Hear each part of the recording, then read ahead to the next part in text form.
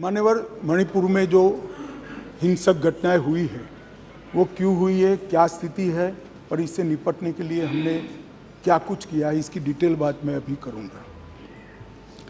परंतु मैं विपक्ष की इस बात से सहमत हूं कि वहां पर हिंसा का तांडव हुआ है और इस हिंसा के तांडव से कोई सहमत नहीं हो सकता। मान्यवर, हम भी सहमत नहीं हैं, उनसे ज़्यादा दुख हमें है मान्यवर, परंतु ये परिस्थिति जन्य है। मैं बताना चाहता हूँ, इसी घटनाओं का कोई समर्थन नहीं कर सकता। समाज के नाते हमें शर्म आई, इस प्रकार की घटनाएं वहाँ हुई है, इससे कोई इनकार नहीं। परंतु ये जो घटना हुई है वो शर्मनाक है, उस घटना पर राजनीति करना इससे भी ज़्यादा शर्मनाक है। एक भ्रांति देश भर की जनता के सामने फैलाई गई है कि यह सरकार मणिपुर पर चर्चा के लिए तैयार नहीं है।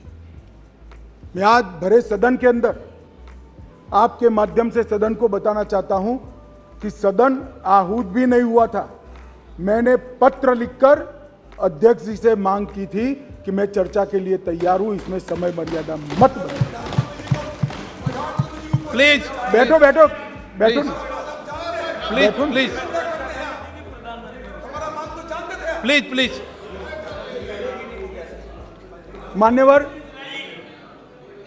मैं डे 1 से चर्चा के लिए तैयार था, मगर वो चर्चा नहीं चाहते, उनको विरोध करना था। और मैं कहना चाहता हूं, मेरी चर्चा से संतुष्ट न होते तो फिर कहते प्रधानमंत्री करे, प्रधानमंत्री विचार भी करते। मगर आप सदन में चर्चा ही न होने दो, मणिपुर जैसे महत्वपूर्ण मुद्दे पर गृह मंत्री को अपना पक्ष न रखने दे। किस प्रकार की डेमोक्रेटिक व्यवस्था चाहते हैं मान्यवर? मैं पास्ट में मणिपुर में क्या हुआ ये भी बताऊंगा। अब मैं जब बताऊंगा तब ये कहेंगे कि पुरानी बातों को हमें सुनाने के लिए कह रहे हो। ना जी, मैं संवेदनशील आदमी हूं मान्यवर, मैं पुरानी बातों को राजनीतिक हिसाब किताब के लिए नहीं सुना रहा। इसलिए नहीं सुना रहा कि आपके समय में भी हुआ था, हमारे समय में भी हुआ, होता है का अप्रोच हमारा नहीं है, ये यूपीए का अप्रोच है। हमारा अप्रोच होता है का नहीं है, हम टॉलरेट नहीं कर सकते। मैं पुरानी हिंसाओं को इसलिए बताना चाहता हूं कि मणिपुर की नस्लीय हिंसाओं के स्वभाव को जनता ने जानना पड़ेगा। नस्लीय हिंसा मणिपुर में जब जब होती है तब किस प्रकार से होती है वो भी जानना पड़ेगा। इसलिए मैं पुरानी हिंसाओं को भी रखूंगा। आपके मन में ये भ्रांति न हो, ये सवाल ना आए कि पुराना क्यों बता रहे। मान्यवर, 6 साल से करीब 6.5 साल से मणिपुर में भारतीय जनता पार्टी की सरकार है। मणिपुर में भारतीय जनता पार्टी सरकार बनी तब से 3 मई तक एक भी दिन कर्फ्यू नहीं डालना पड़ा। मैं मेरी बात आग्रह के साथ कहना चाहता हूँ, मणिपुर में भारतीय जनता पार्टी की सरकार के 6 साल पूरे हो गए। 6 साल में मणिपुर में एक भी दिन कर्फ्यू नहीं डालना पड़ा। मणिपुर के अंदर एक भी दिन बंद नहीं रहा। मणिपुर के अंदर एक भी दिन ब्लॉकेड नहीं हुआ और उग्रवादी हिंसा लगभग समाप्त हो गई। ये 6 साल का भारतीय जनता पार्टी के शासन का इतिहास था। 2021 में हमारे देश की पड़ोस में म्यांमार में सत्ता परिवर्तन हुआ और म्यांमार में वहाँ पर मिलिट्री का शासन आया, डेमोक्रेटिक सरकार गिर गई और वहाँ पर एक कुकी डेमोक्रेटिक फ्रंट है, इसने लोकतंत्र के लिए आंदोलन चालू करा। जब कुकी डेमोक्रेटिक फ्रंट ने लोकतंत्र के लिए आंदोलन चालू करा, वहाँ की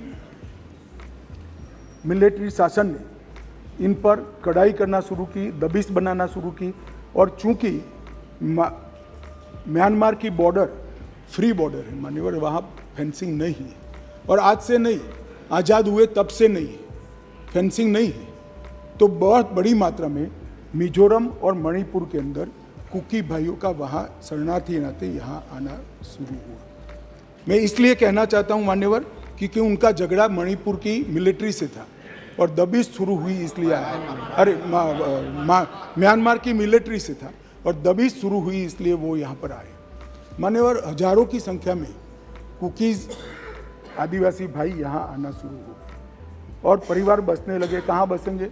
तो जंगल में बसने लगे और एक प्रकार से मणिपुर के बाकी हिस्सों में एक असुरक्षा की भावना हुई कि हमारी जनसांख्यिकी बदल जाएगी। हमने उसको देखा।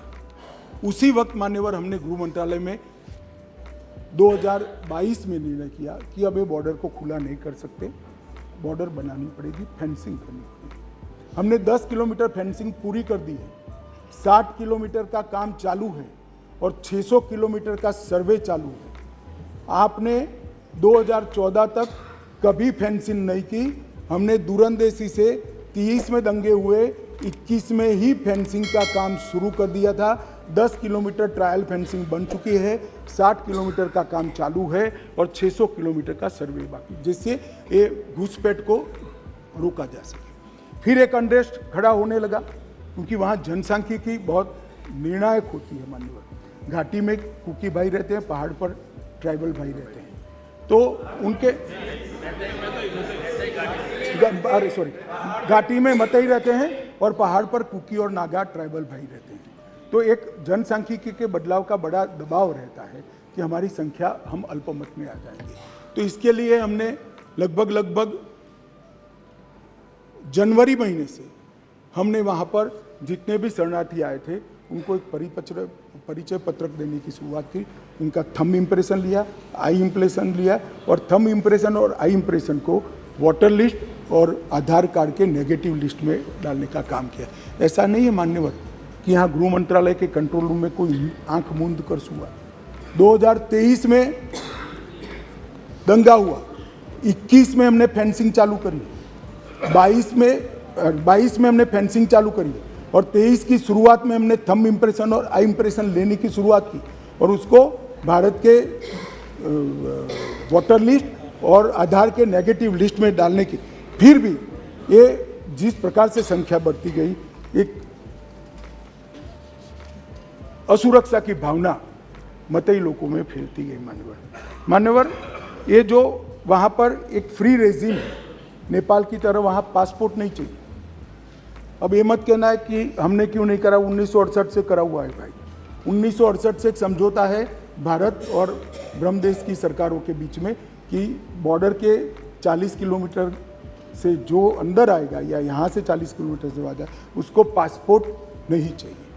ये समझौता है, किसी को रोकना भी असंभव था। और इतने हजारों किलोमीटर की बॉर्डर में बाढ़ भी नहीं लगी थी, फेंसिंग भी नहीं थी, तो संख्या बढ़ती गई और असुरक्षा बढ़ती गई। इतने में एक अफवाह फैल गई 29 तारीख अप्रैल को कि 58 ये वसाहतें जो थी शरणार्थियों की, उसको गांव घोषित कर दिया गया। अब गांव घोषित करने की अफवाह से ही घाटी में बहुत बड़ा अनरेस्ट शुरू हुआ मान्यवर। और वो अनरेस्ट को भी हमने माइक वाली जीपे चलाई, बताया गया कि भाई कोई गांव घोषित नहीं हुआ है, मगर अफवाहें जब फैलती है तब फैलती है अविश्वास का वातावरण।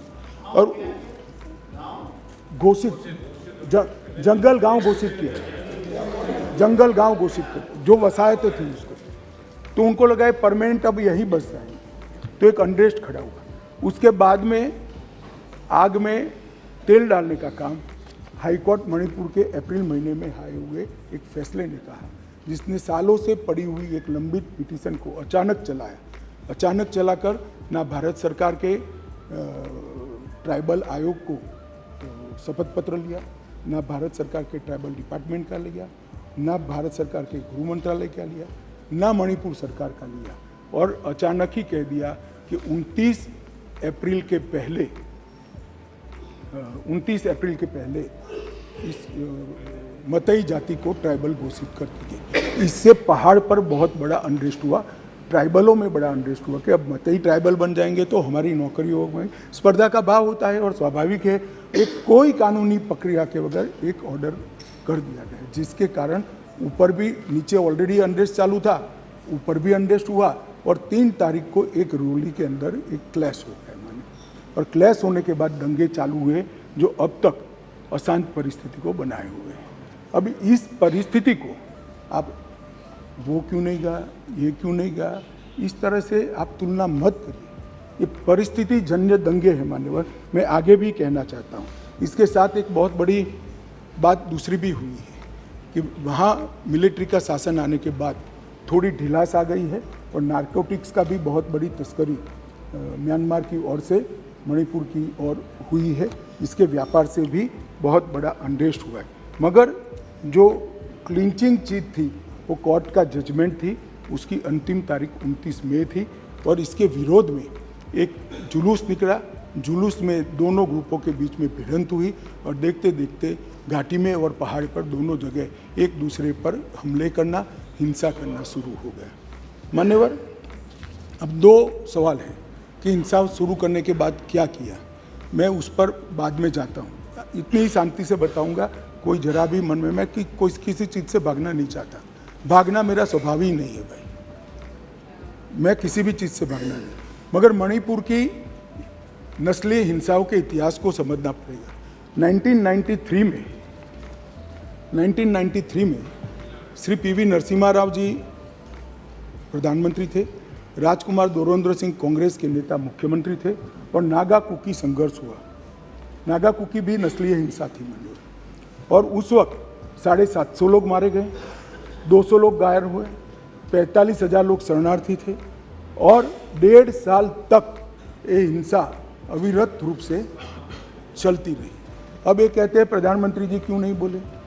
भाई 700 लोग मारे गए थे, 200 लोग घायल हुए, 45,000 लोग शरणार्थी बने। आपको मालूम है जवाब किसने दिया? मान्यवर, इनको मालूम है जवाब किसने दिया? MOS राजेश पायलट ने। और ये मुझे नहीं बोलने देते। मान्यवर, इतनी जघन्य घटना हुई, भारत सरकार से किसी ने मुलाकात की क्या था?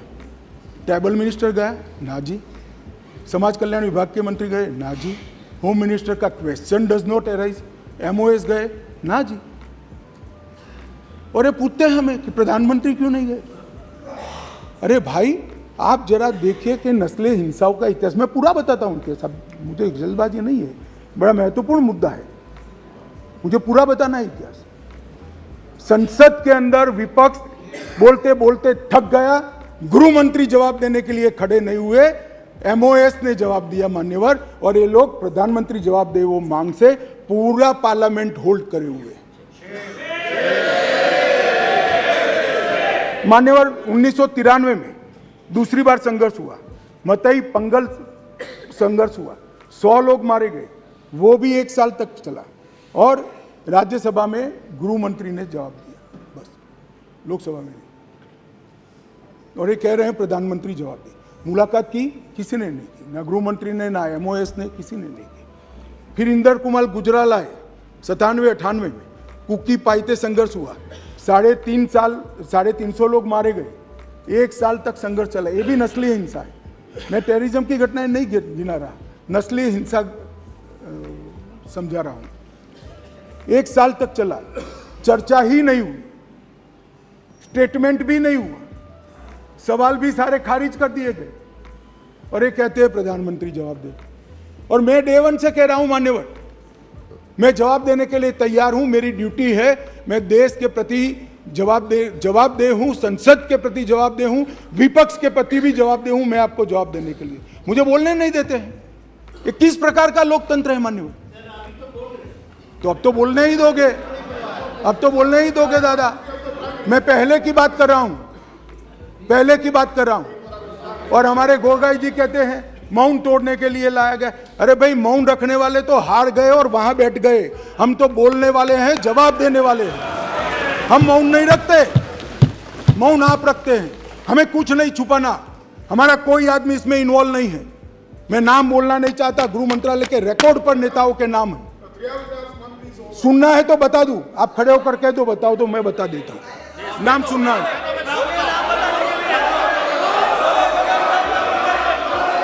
मान्यवर, बाद में 2004